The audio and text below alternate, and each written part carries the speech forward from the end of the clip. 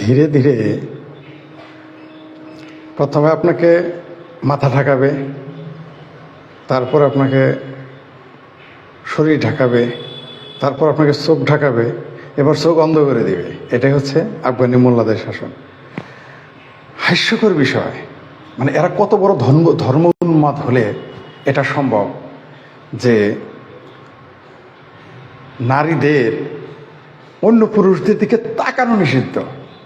এমনিতেই তারা পুরো বস্তাবন্দি, মানে শুধু বস্তা বললে ভুল হবে, তাদের শরীরের কোনো অংশ তো আপনি দেখতেই পারবেন না আফগান নারীদের, বর্তমান আফগান নারীদের। আবার তারপর চোখের উপর জালি, তারপরও আবার বলছে এই আফগান মোল্লা সরকার, এই গর্দভগুলো, এই জঙ্গলিগুলো ঘোষণা করেছে যে কোনো নারী পুরুষের দিকে তাকাইতে পারবে না।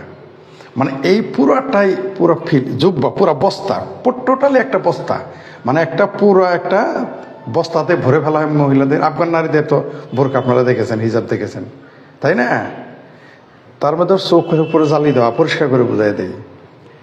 তাদেরকে পর পুরুষের দিকে তাকানো নিষিদ্ধ। অর্থাৎ ইসলামী শরিয়ায় যে 14-15 জন পুরুষ আছে, এছাড়া কাউকে তাকাতে পারবে না। চিন্তা করে দেখেন কত বর্বর, কত অসভ্য, কত ইতর, কত মূর্খ, কত গর্ধব, মানে কি বলবো আর কত অমানবিক। অমানবিক তো এটা তো নতুন করে বলা না। পৃথিবীর সবচেয়ে বর্বর ইরানিয়ার তো এই আফগানিরা, শাসকেরা। এখন আপনি চিন্তা করে দেখেন, একটা কি বলবো আর, তাকাইতে দিবে না আপনাকে, তাকাইতে দিবে না। আচ্ছা, এটা যদি উল্টা হতো, বরং উল্টা যদি কোনো পুরুষকে যদি বলতো মেয়েদের দিক তাকাইতে পারবে না বেআইনি, তাহলেও একটা কথা ছিল, পৃথিবীতে অপরাধ কমতো, নারী ধর্ষণ কমতো, নারী নির্যাতন কমতো। অন্য নারীর দিক তা কিন্তু করে নাই। পাগলে, মানে ধর্ম যে একটা পুরুষতন্ত্র, আর ইসলাম ধর্ম তো পুরাটাই পুরুষতন্ত্রে, কোনো সন্দেহ নেই। ইসলাম ধর্ম তো একেবারে পৃথিবীতে সবচেয়ে মানে বেশি পুরুষের সুবিধা দিয়েছে ইসলাম ধর্ম। এর চেয়ে বড় সুবিধা আর কোনো পুরুষকে দেয় নাই। আর এই ইসলাম ধর্ম, আর এরা কি তাকানো যাবে না, তাদের দিকে তাকানোই যাবে না। এটা কোনো কথা হইলো? একটা মানুষ বোরকা পরা অবস্থা তাকাইতে পারবেন না। কি হে বাঁধনাফা, বাংলাদেশের চিঙ্গুবাম, ওই যে কোড স্কুলের পোশাকের কারণে, হিজাব পড়তে না করার কারণে, যে স্কুলের ড্রেস কোড মানার কারণে যে দুনিয়াটারা যে কিয়ামত বানাই ফেলাইছিল মোল্লাদের, বাংলাদেশের হেফাজতে পাকিস্তানের সাথে সাথে এই চিঙ্কুবাম বাংলাদেশের, আর টিঙ্কুবাম মিঙ্কুবাম। এখন তোমরা কোথায়? এখন তোমরা কোথায়? তোমাদের বাংলাদেশের বর্ডার থেকে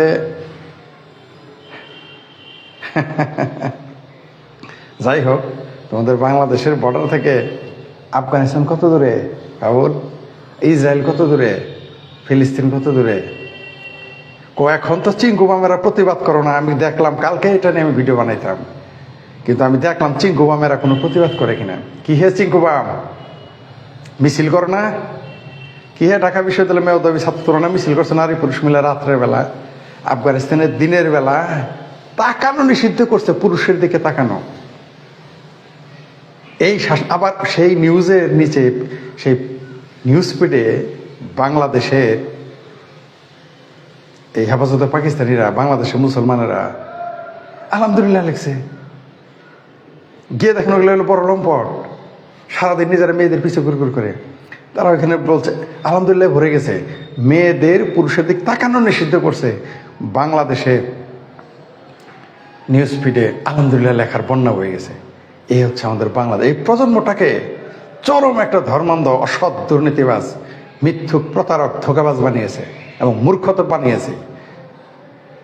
কতটুকু বর্বর মূর্খ হলে নারীদের পুরুষের দিক তাকানো নিষিদ্ধ করে দেওয়া হয়েছে। তাকানো নিষিদ্ধ রে ভাই, বেআইনি, এবং তার কঠিন শাস্তি হবে। এটা সর্বশেষ আফগান মোল্লা সরকাররা রুল জারি করেছে। আর সেইখানে বাংলাদেশের লোকেরা সেখানে লেখে আলহামদুলিল্লাহ। এই ওয়াজ কালচারে দেশের একেবারে মেরে দিছে বাংলাদেশের মাইন্ড সেট আপ। দেখছেন তো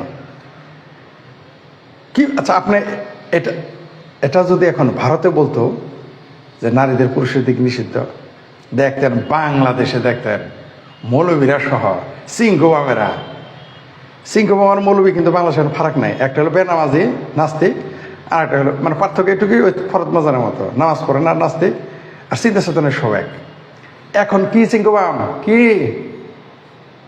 শাহবাগ কামানো লেফটিস্ট,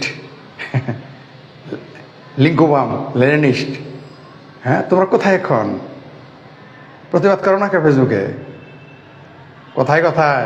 কি হে ডাক্তার সাহেব বরিশালের, এই যে যে নারীদের পুরুষের দিক তাকানো বন্ধ করলো, প্রতিবাদ আসবেন না?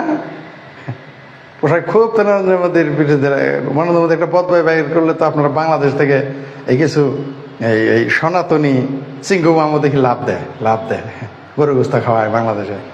এখন বলো না, ওই যে বোরকা পরতে নিষেধ করছিল, হিজাব পরতে নিষেধ করছিল, ড্রেস কোড পরে কলেজে যেতে বলছিল, তার জন্য জেহাদ ঘোষণা শুরু করছিল। দেখো যে আফগানিস্তানে যে নারীদের তাকানো নিষিদ্ধ করলো, এই শাসনই তো বাংলাদেশে চায়। হাটহাজারি হাটহাজারি হেফাজতে পাকিস্তান, হেফাজতে ইসলাম, জামাত ইসলাম তো এই শাসনই বাংলাদেশে চায়। কি যাও স্বাগত জানাও।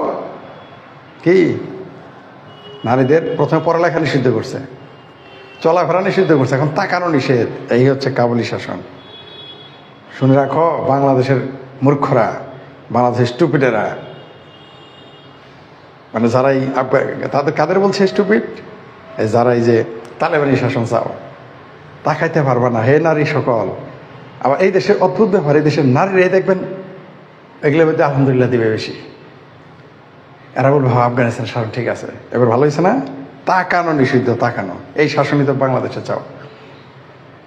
মাইন্ডসেট ওয়াজ কাছারে দেশের কি মেরে দিছে বুঝছো তো? আরো যাবা দুর্ভিক্ষ বয়ে আনবে এই দেশে, দুর্ভিক্ষ হবে এই দেশে। একদিকে মার্কিন সাম্রাজ্যবাদ ঢুকবে, আরেকদিকে বাংলাদেশের চরম মৌলবাদ, এরা মিলে এই দেশটার উন্নয়ন তো দূরের কথা, ভাতে মারা যাবে এই বাংলাদেশ। আমাদের নাগরিকগুলো, আমাদের দেশের মানুষগুলো, আমার মাতৃভূমি অস্থির হয়ে যাবে।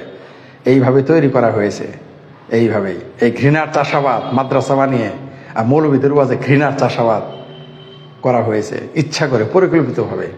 যেমন পাকিস্তান করেছিল, ঠিক বাংলাদেশে ওইরকম করা হয়েছে মাদ্রাসা বানিয়ে।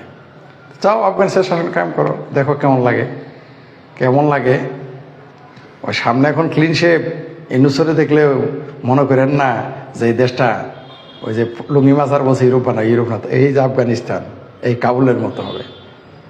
একদিকে না খেয়ে মরবেন, আর দিকে ঘর থেকে বেরোতে পারবে না কোনো নারী, পিঠে পাশা চামড়া তুলে ফেলবে। অত খুশি হয়েন না, বুঝতেছে আফগানিস্তান না। কোনো বেকুব ছাড়া এখন হিউম্যান রাইটস কোথায়? কোনো হিউম্যান রাইটসের তো বিবৃতি দেখি না, আন্তর্জাতিকে দেখি না তো। এখন তো কাউ কথা বলতে শুনি না।